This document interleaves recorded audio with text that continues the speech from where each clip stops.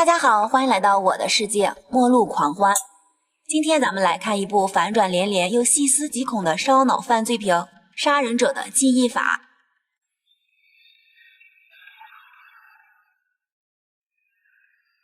故事发生在江华市的一个偏僻小镇上，精神病院里，京爷拖着虚弱的身体，目光呆滞地躺在病床上。一旁的检察官正拿着京爷的记事本翻看，让他详细描述一下案件的整个过程。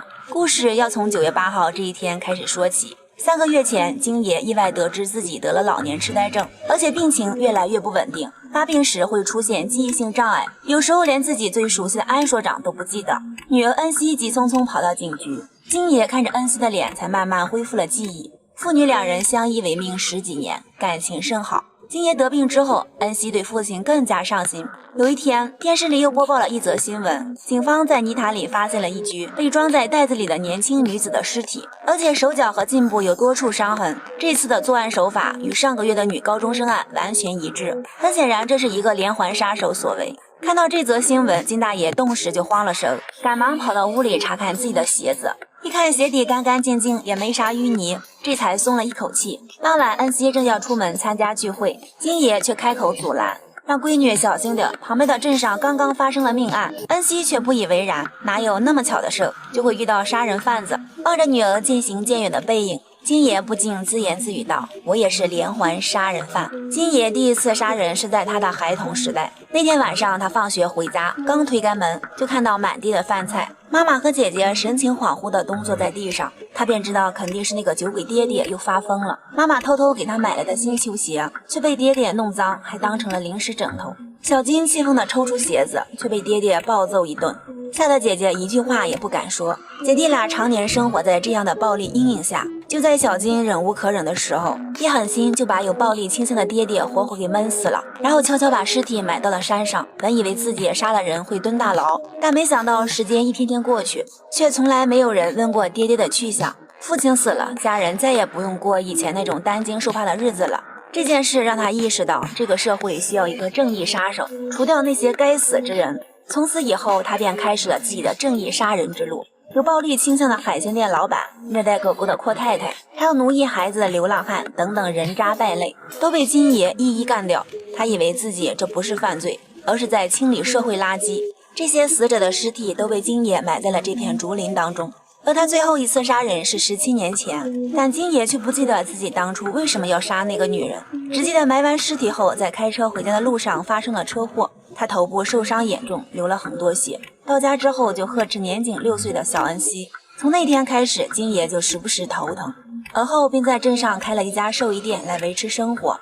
现在金爷得了老年痴呆，记忆力也越来越差，孝顺的女儿给他买了一个录音机，将每天做过的事情全部录下来，提醒自己。一天早上，金爷开车去竹林的路上发生了车祸，下车一看，从轿车的后备箱里流下了一滩血，车厢内有一个鼓鼓囊囊沾满鲜血的布袋。金爷顺手掏出手帕，沾了点血放进口袋，一抬头，一个年轻男子出现在他面前，冷冰冰地看了看他，顺手关上了后备箱，说自己不小心撞死一头鹿，车子没啥问题，不用金爷负责。金爷却对此疑心重重，说自己可以赔偿修理费。男子却毫不在意，接过金爷的名片，转身开车离去。金爷则用录音机记下了当时的时间、地点和车牌号，并说了句这个人是杀手。回到家经检测，金爷发现手帕上的血竟是 O 型，而鹿根本就没有 O 型，这说明男子在说谎。现在金爷更加肯定该男子就是最近频频出现的连环杀手。思虑良久，金爷还是用公用电话匿名举报了这个男子。令金爷想不到的是，这男子竟是一名警察，名叫阿泰。得知阿泰被举报是连环杀手，同事们都当作是一场恶作剧，笑笑便过去了。阿泰自然猜到是谁举报的他，随后便拨通金爷的电话，用警察的口吻告诉他，警方已经检查过车主的后备箱，确定布袋里装的就是一头鹿，让金爷不要多想。听完这话，金爷更加怀疑，冒雨来到事故地点查找证据，根据自己的习惯推敲阿泰当时来此的目的。这里人烟稀少，哪里最适合抛尸呢？如果是他自己，离远不处的池塘应该是最佳选择。想到这里，金爷急忙向池塘赶去。到达池塘后，天色已晚，经过一番搜寻，还真是在岸边发现了一具女子的尸体。第二天一早，警方接到匿名报案，赶到了池塘，将女子的尸体打捞了上来。阿泰静静地看着这一切，一言不发。当天下午，阿泰就抱着一只小猫站到金爷的店门前，但金爷却停业休息了。就在此时，善良的恩熙恰好路过，以为他要给猫咪看病，就告诉他金爷身体不适，暂时不会开门营业了。原来她是金爷的闺女。阿泰看着恩熙离去的背影，露出一丝诡异的微笑。当天夜里，恩熙独自走在回家的路上，阿泰开车停在了他面前。恩熙一看是白天要为小猫看病的男子，便放松了警惕，搭上了阿泰的顺风车。金爷则在家门口焦急地等待恩熙。大老远看见路口走来一个女子，金爷却突然面部狰狞，抽搐起来，看样子头痛病又犯了。女子刚要进门，就被金爷一把掐住了脖子。女子挣扎之中叫了一声爸爸，金爷才瞬间清醒过来，发现自己差点掐死女儿恩熙。金爷后怕不已，他的记忆正一点一点的衰退，但杀人的习惯却依然不改。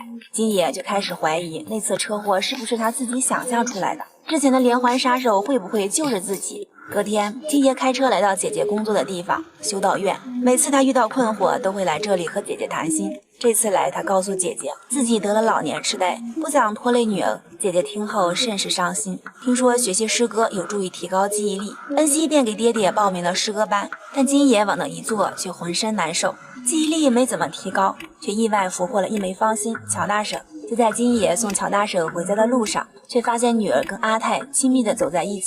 就在他下车阻拦的瞬间，竟突然忘记了阿泰是谁。阿泰见金爷傻傻地盯着自己，立刻解释道自己是警察，也是恩熙的男朋友。金爷愣了半天，没吭出一个字。乔大婶为了缓解这尴尬的气氛，急忙拉着金爷离开。回到家，金爷听之前的录音才想起来，阿泰原来就是那个连环杀手。他马上给恩熙打电话，此时的恩熙正在与男友看电影，应付了2句就挂了。着急上火的金爷出来找，却连个人影也没看着。金爷回到家，看到了正在等他的恩熙，顿时情绪激动不已，并表示阿泰是个危险人物，不能再与他见面。恩熙的回答却令金爷震惊不已。阿泰已经告诉恩熙，他们2人之前撞过车，还被金爷举报是杀人凶手，但阿泰却怀疑金爷才是真凶。恩熙虽然不愿相信，但撞车那天金爷的鞋底满是泥巴，是恩熙亲手把鞋子给刷干净的。此时的金爷根本不记得自己那天去过池塘，但他心里清楚，自己肯定不是杀害3名女子的凶手，因为这3起凶杀案根本不是他的风格。金爷认为这是阿泰在利用恩熙，混淆他的判断。隔天早上，金爷直接把那张沾血的手帕交给了安所长，并实名举报阿泰就是凶手。安所长是100个不相信身为警察的阿泰会是凶手，见金爷这么当回事，他只好答应，并把手帕拿回去检验。1个星期后出结果，为了女儿的安全，金爷亲自去接恩熙回家，并当面警告阿泰不要在我面前装好人，你杀谁都可以，唯独不能打我女儿的主意，否则我会把你撕成碎片，埋在一个没人找到的地方。回到家，金爷将恩熙锁了起来，1个星期内不准他出门。为了以防万一，金爷还准备了针管和毒药，严密跟踪监视阿泰。1天夜里，金爷的脸再次抽搐，头痛病再次复发。等他清醒过来，已经回到了自己家里。此时的阿泰就在他面前，并表示自己是来提亲的。虽然2人相识只有1个月，但却彼此相爱。听完金爷高兴地祝福2人，并让恩熙去拿酒和女婿好好喝一杯。恩熙刚走，金爷就进屋拿出了之前准备好的针管。毫无防备的阿泰还以为此时金爷又忘记了自己是谁，但此时的金爷却异常的清醒。就在金爷下手的刹那，恩熙正好出来，金爷只好收手作罢。阿泰前脚刚走，金爷后脚就情绪激动地质问恩熙，说好了1个星期内不准与他见面，为什么不听话，还要把他带到家里？恩熙听后一脸懵逼，爸爸呀，是您主动请他来家里的，而且1星期早过去了，看样子金爷的病情又严重了，2星期内的事情都不记得了。金爷着急忙慌去找安所长询问检验结果，此时的安所长却异常肯定地表示那是动物血，不是人血。金爷愣住了，到底是哪里出了差错？难道那个疑点重重的阿泰真的不是连环杀手？这一切都是自己想象出来的？他也傻傻分不清楚。就在他痛苦不堪、进退两难的时候，姐姐出现了，将伤心的弟弟一把搂在怀里安慰。半夜，金爷从梦中醒来，发现自己竟被绳索绑了起来。抬头一看，阿泰就坐在电脑前翻看着自己的日记。金爷挣扎着想要拿针管，由于脖子被束缚着，根本无济于事。阿泰则在一旁得意地修改金爷的日记。金爷曾经杀人的黑历史被阿泰看的是清清楚楚。当看到金爷想要杀掉诗歌班的乔大婶时，阿泰则立刻用金爷的手机拨通了乔大婶的电话。表示可以替他杀了乔大蛇。当听到那头乔大蛇兴奋的声音，金爷就麻利地挂了电话。后来阿泰还承认了是他将手帕调包，所以根本查不出来是人血。现在两人都知道了彼此的秘密，所以必须有一个人要死。金爷想要阿泰放过女儿，阿泰却要约法三章。如果金爷同意互换身份，那么他就同意让恩熙死得痛快一点。说完便打晕了金爷。等金爷第二天再次醒来的时候，就急匆匆跑进恩熙的房间，让女儿赶紧收拾东西，随后强行将恩熙摁进了出租车，并让姐姐带恩熙去修道院躲一阵子。打发走恩熙，金爷的下一个目标就是除掉阿泰。那天夜里，他开车跟踪阿泰，来到海边一处废弃的房子，看见阿泰从屋里拎出一个布袋，塞进了后备箱。阿泰肯定又杀人了。金爷趁阿泰走后进入木屋一探究竟，各种杀人凶器让人触目惊心。意外的是，金爷居然找到一个录着乔大蛇求饶的录像机。有了这个铁证，我看见阿泰哪里跑。金爷拿着录像找到了安所长，要求逮捕杀人犯阿泰。安所长则当面质问阿泰，他却说乔大蛇失踪那天最后一个电话是金爷打的。听完这话，金爷顿时火冒三丈，就想立马宰了阿泰。看着金爷那可怜巴巴的样子，阿泰表示他已经有4天联系不上恩熙了，他去哪儿了？金爷则满脸胜券在握的样子。安所长赶紧追问恩熙的下落，最后金爷坦白恩熙和姐姐在修道院。一边的阿泰冷静地应了句：“你姐姐不早死了吗？”为了证实，金爷立刻拿出手机给姐姐打电话，但手机上并没有姐姐的号码。金爷不愿意相信这一切是真的，急忙开车来到了修道院，但这里却是一片荒废已久的景象。金爷看着这一切，彻底傻眼了。原来他姐姐早在10几年前就上吊自杀了，这么多年，姐姐一直都活在自己的想象当中。17年前，他杀的最后一个女人就是他老婆。当年他发现老婆出轨，还意外得知恩熙并不是自己的亲生女儿，一气之下，金爷杀了这对狗男女。回家途中发生了车祸，他强忍疼痛回到家里。就在他想要杀掉6岁的恩熙以解心头之恨时，却头痛难忍。这一次的头痛竟把对他伤害最深的2段记忆忘得一干二净。如今回想起这一切，金爷心痛万分。而最近猖狂的连环杀手应该就是自己。可怕的老年痴呆症带走了他的杀人记忆，但他的杀人天性却一直还在。金爷不想去伤害恩熙，于是拿起针管想要安静的死去。就在此时，录音机里传来一段话，正是那天晚上阿泰闯进他的房间里2人的全部对话。金爷立刻意识到阿泰就是这个连环杀手。就在他努力回想那天送走恩熙的出租车时，头痛病又犯了，但最后还是想起了那辆车竟然是阿泰的车，是自己亲手把闺女送入虎口。此时的金爷后悔不已。与此同时，阿泰等人已赶到了竹林，而且挖出了大量尸骨，还有乔大者的尸体。就在大家手忙脚乱的时候，金爷打来电话，并将那段录音放了出来。安所长一听是阿泰的声音，震惊不已。他万万没想到阿泰才是真正的连环杀手。按照金爷的嘱咐，安所长则悄悄跟踪阿泰来到了湖边的木屋，这里非常熟悉，这是他和金爷经常钓鱼的地方。恩熙就在这间小木屋里。安所长看到恩熙，急忙通知了金爷。刚打电话没说几句话，就被身后的阿泰毫不费力地勒死了。目睹了全过程的恩熙逃出了这个小木屋，阿泰紧跟其后，最后还是被狠毒的阿泰强行拖回了木屋。就在此时，身受重伤的恩熙亲眼看见阿泰将左侧的头盖骨取了下来，又重新装好。这一幕已经吓得恩熙不得了了，没想到阿泰却对着镜子自言自语道：“爸爸殴打妈妈，还要将她赶出家门。我想用刀杀了爸爸，可为什么妈妈要用熨斗打我的头？”说着，阿泰一回头，却不见了恩熙的身影。他立刻出门寻找，正好金爷开车冲了过来。金爷进屋就是一顿疯狂搜寻。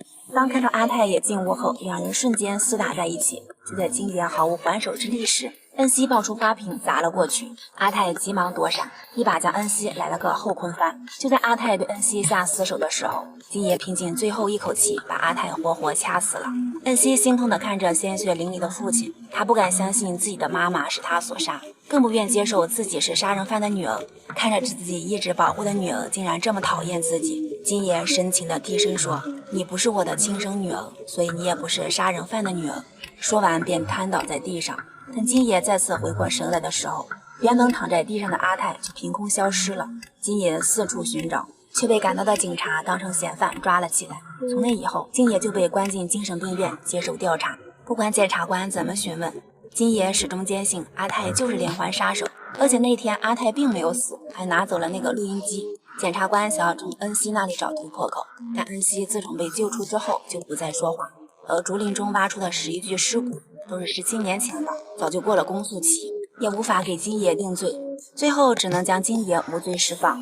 临走前，一名警察却意外看到了金爷的头部 CT 报告，原来金爷的左边头盖骨竟然缺失了一块。离开了精神病院的金爷竟然意外地记起了一些事情，原来那天是阿泰撞了他的车，看到了后备箱里的血，也是自己亲手掐死了乔大生。阿泰根本不是连环杀手，之前的一切都是金爷的第二个人格臆想出来的。阿泰将恩熙带到小木屋是要保护他，而安所长早就怀疑金爷是连环杀手，本想约他到木屋与恩熙一起劝他自首，却被金爷从背后偷袭，活生生勒死了。而在木屋里塞下头盖骨的人其实就是金爷自己，那是被他妈妈用熨斗削掉的。而失踪的警察阿泰早就被金爷连人带车沉入了湖底，这才是所有的真相。电影结束。看完这部电影大家有何感想？欢迎下方留言评论。感谢大家观看，我们下期再见。